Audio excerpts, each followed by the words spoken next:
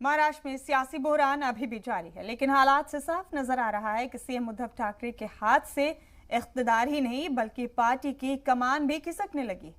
और यही वजह है कि उन्होंने फेसबुक लाइव किया और अपने हामियों से मुखातिब हुए। उन्होंने पार्टी हामियों पर हर तरह के डोरे डालने की कोशिश की, ये बात उन्होंने कही।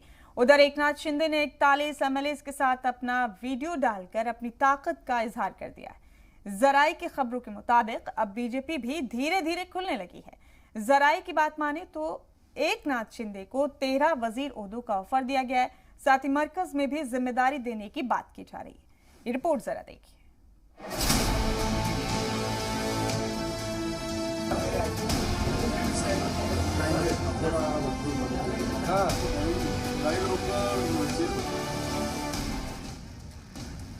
ये तस्वीरें महाराष्ट्र में बड़े सियासी बदलाव की तरफ इशारा कर रही हैं।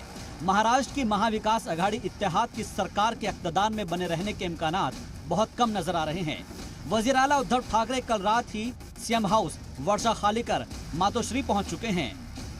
उधर एकनाथ कैंप के बागी अराकीन असेंबली ने उद्धव ठाकरे के नाम पर खुला खत भेजा है, जिसमें सवाल किया है कि हमें क्यों नजरअंदाज किया जाता रहा, जबकि शिवसेना अभी भी आधे से ज्यादा एमएलए के राब्ते में होने का दावा कर रही है। तो जो बाहर गए हैं उसमें से मुझे विश्वास है 20 या 25 तक विधायक हमारे साथ आ जाएंगे जी। कूद कर आ जाएंगे, कूद कर। अच्छा, हमने देखा तो विधायकों की कहानी जोर हमारा उनके साथ ना ऊपर मतलब आए लीगल बैटल भी चलेगा। बहुत बड़ी गलती लोगों ने की है, उनकी सदस्यता खतरे में है, उनको मालूम नहीं।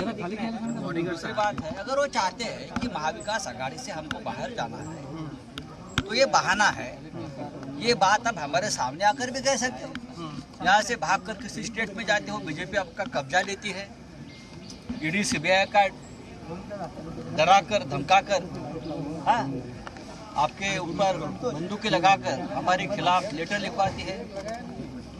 ये जो है उससे शिवसेना न झुकने वाले है न डरने वाले। गुवाहाटी में एकनाथ शिंदे ने बागी अराकीन असेंबली के साथ वीडियो जारी कर ताकत का मुजाहरा किया है, जबकि गुजरात से वापस महाराष्ट्र पहुंचे शिवसेना रुकन असेंबली नितिन देशमुख लगातार बागियों के राब्ते में होने का दावा कर रहे हैं। उधर कांग्रेस इन तमाम खेल के लिए सीधे तौर पर बीजेपी को जिम्मेदार ठहरा रही है। उसका कहना है कि जिस तरह से एमएलए को छुपा कर रखने की कोशिश हो रही है, उससे शिवसेना का दावा मजबूत नजर आने लगा है। जिस तरह से शिवसेना के एमएलए का जो जर्नी हुआ है, प्रवास हुआ है, उसमें बीजेपी किस तरह से उस चीज को संभाल के चल रही है, ये भी स्पष्ट हो चुका है।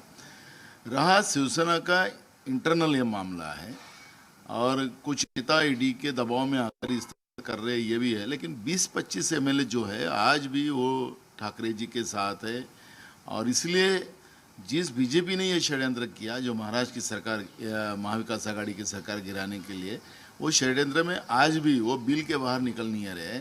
इसका मतलब है कि शिवसेना जो दावा कर रही कि 25 एमएलए हमारे संपर्क में हैं, तो उनका दावा सही है। हालांकि बीजेपी भी अब धीरे धीरे खुलने लगी है। बीजेपी अपने 106 अराकीन असेंबली और दूसरे आजाद एमएलए की हिमायत जुटाने की तैयारी में है। मरकजी वजीर मुख्तार अब्बास नकवी ने उद्धव सरकार पर जमकर निशाना साधा, जबकि आम आदमी पार्टी ने बीजेपी पर आवाम के पैसे से एमएलए की खरीदो फरोख्त का इल्जाम लगा दिया।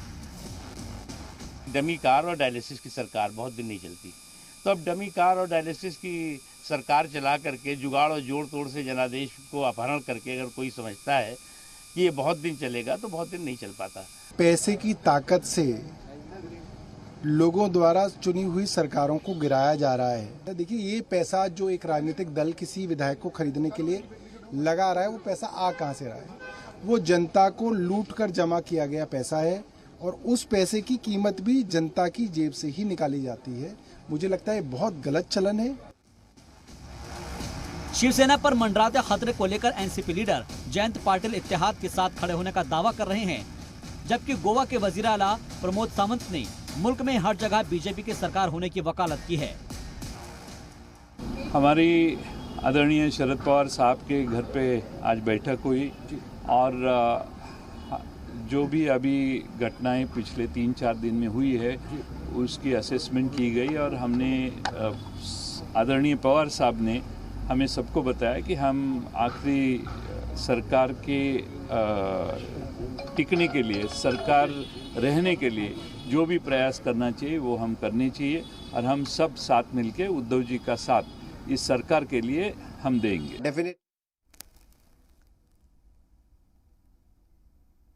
और हमारे केंद्र के सभी नेता उसके ऊपर लक्ष्य देके हैं वहाँ पे और definitely he is capable to take the decision. So अच्छा डिसीजन जो महाराष्ट्र स्टेट के लिए होगा वो डिसीजन वहाँ के हमारे लीडर देवेंद्र जी डेफिनेटली ले लेंगे।